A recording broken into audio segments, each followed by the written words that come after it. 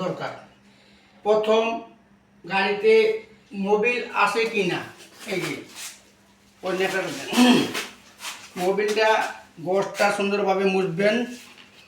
মুছার পরে এই যে এখানে দাগ আছে দুইটা, লেখাও আছে এখানে কি ফুল এফ এফ ফুল, এল এ লো এল এ লো।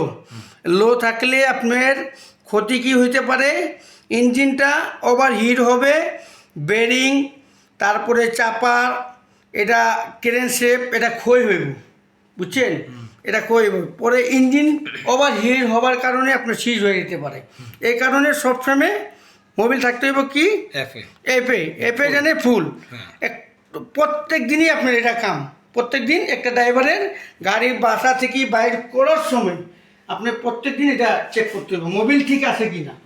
ঠিক আছে, পরে পরবর্তী আপনি চেক করবেন আপনার গাড়ির ভিতরে যে ব্রেক ওয়েল ঠিক আছে কি না, এই প্রকারে ফুল আছে কি না।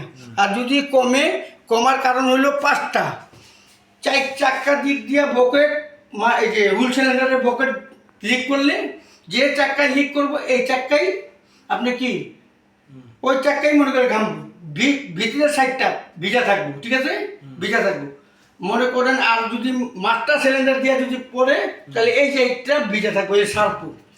এই সার্পুর কামটা হলো কি, এটা হলো আপনার হাওয়ার মাধ্যমে একটা চাপ সৃষ্টি করে। যখন সার্পু দিয়ে যখন চাপ দেয় ওটা বাতাসের মাধ্যমে চাপ হয়, ওই চাপে হওয়ার কারণে আপনার ব্রেক ধরে।